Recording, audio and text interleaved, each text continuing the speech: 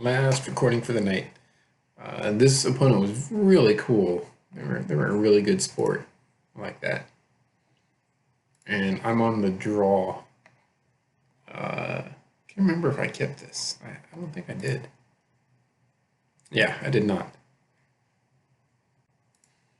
So I'm mulligan. I end up getting this. Like, okay, whatever. Um,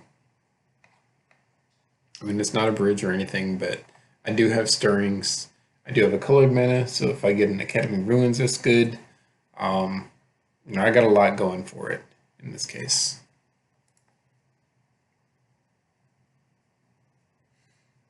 Now, opponent played that and passed with no like Goblin Guide or anything, so that made me think that it was uh, living in our dredge, but they didn't, uh, play like a Faithless Looting or Insolent Neonate, and they didn't cycle a creature, so I wasn't quite sure.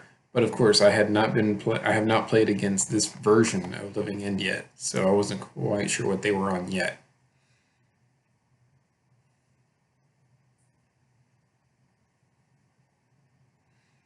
Go for the stirrings, and I grab a bridge because at this point I figure that they're they're probably on Living End, but I still wasn't sure. I was afraid it was going to be a random rogue deck that I was just not prepared for because I didn't, if I don't know what it is, then I'm at a disadvantage. Hmm. Excuse me, pretty tired, and I didn't want to mill them quite yet. So go for the bridge, and now I go for the mill. And as soon as I see that, I'm like, okay, yeah, it's got to be Living End. But just in case I want more information, I mill again, and it's just the same card. I'm like, crap, man. So it could have still been a rogue deck. But then they cycle the Desert Ceradon, and I'm like, oh, okay, yeah, it's definitely Living End. Yeah. I think discarding that exile my Ancient Stirrings was incorrect. I mean, they could have just done that in response to their own Living End and still gotten the same effect, but they could have been holding it so it could counter my Surgical.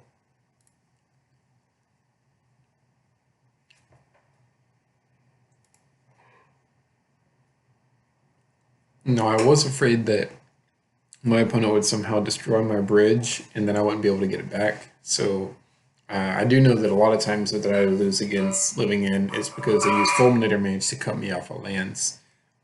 So I went ahead and named Fulminator Mage with the first needle.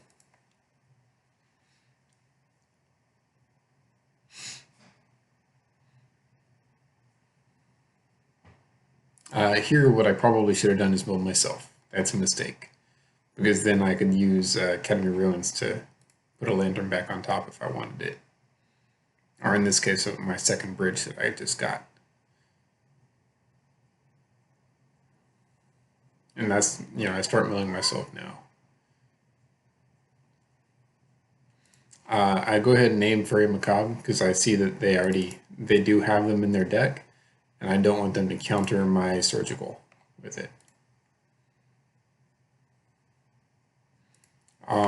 So opponent does Beast Within on a bridge at the end of my turn, and I got Surgical in hand, so I say, hold on, wait, at the end of, during my end step, after that Beast Within, I go ahead and Surgical the other Beast Within.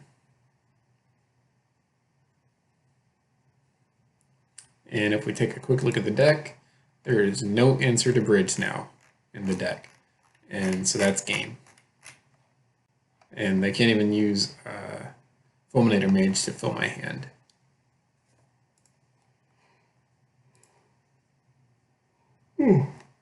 Opponent does play through a little bit more, which is fine. It's their right. And again, they were being a good sport, so they weren't being salty at all. They were being really cool.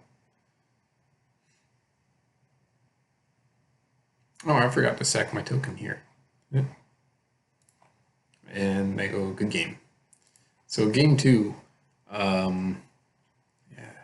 Beast Within, and a Ingot Chewer in hand. I think they 1, 2, 3, 4, 5, 6, 7. I think they mulligan this actually. Yeah. And because I forgot about this. So yeah, because the ley line, they wanted a ley line because otherwise I could. I'm sure if they're familiar with Lantern. I could have done a discard spell, gotten something, and then surgicaled it. Which in this case, I could have Inquisitioned and gotten their Beast Within if they had kept that previous hand. And then they would have been stuck on nothing but Ingot Chewers or whatever Beast Within they might draw. Again, I named Fulminator Mage first. Go ahead and play the Lantern. I wasn't sure how I should order my lands here because I did want to play that. That way, if I draw a colored source, I'd be able to use it soon. But I figured in this case, I'd rather them destroy this than this. If they're somehow able to take out my Needle and Fulminator Mage a land.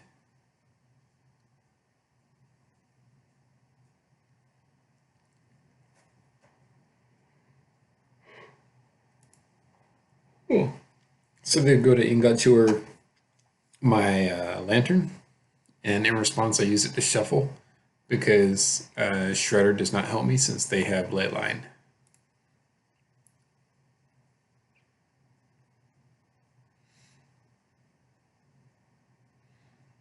And I get a Thoughtseize, which does nothing for me. I don't want to lay my bridge. I want to wait for my opponent to try to flood the board first, so that the Chewer enter the battlefield ability goes off and doesn't kill my bridge, and I end up drawing another Lantern.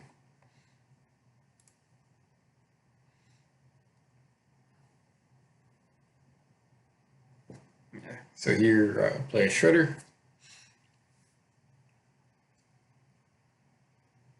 Yeah. Go ahead and mill myself, and I see a Surgical on there, and I know they have they have an Ingot Chewer right there. So I figure if I can Surgical the Ingot Chewer, and then I have 5 mana and a Shredder, then if I can get them to play a Beast Within and Surgical that, then I should win. I just have to watch out for Fairy Macabre.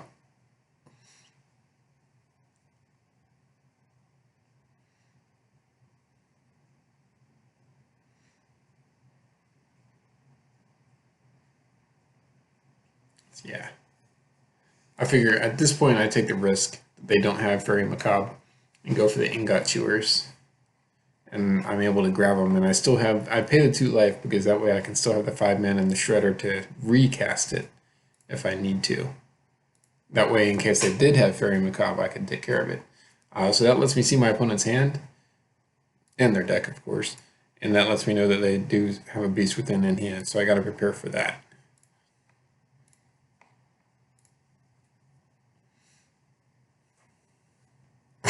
I do really need a 3rd artifact so that I can use Inventor's Fair.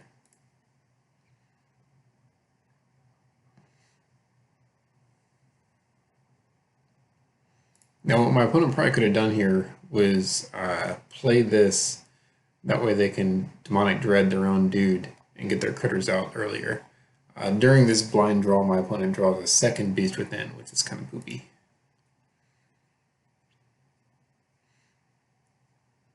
So I did not see that 2nd Beast Within.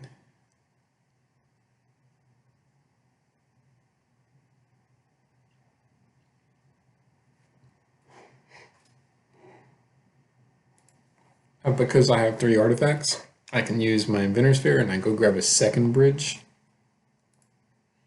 And I do have Academy of Ruins. So in case they kill the bridge. Yeah, as soon as I play it, they're like, kill it. Okay. And then I play the 2nd one.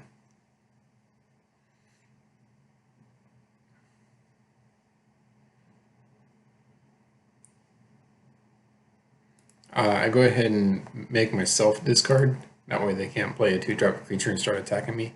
It's probably better not to do that because they still didn't know the rest of my hand.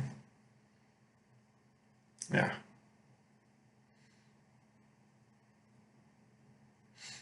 And this is their chance. Yep. but Academy of Ruins with the Glimmer Voids means I just get my bridge right back.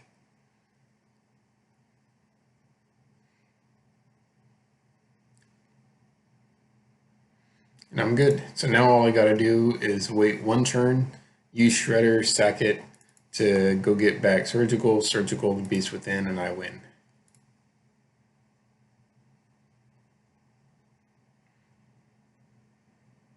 Yep. And of course, I'll let my opponent take a turn real quick. And then, yeah, at the end of turn, yep, that's game. Sack a Shredder and Surgical Beast Within. No, I don't have any answer whatsoever to Leyline, but it's still okay because I'll just use Bells and Pixis to end up winning the game, and then Academy of Ruins to make sure I don't mill out. Even though the opponent does have fewer cards in library than I do. So Leyline does not matter in this case. However, Leyline could have mattered because there was a time where I could have used a discard spell and then Surgical, and it would have just been insane. But so that was really interesting deck sideboard choice there, the Leyline. Most living in that I play against don't do that. So it was really cool, really innovative. And I think the game would have been over much sooner had they not had Leyline. But again, it was a very cool opponent. They were very cordial, and I like that. They were good people.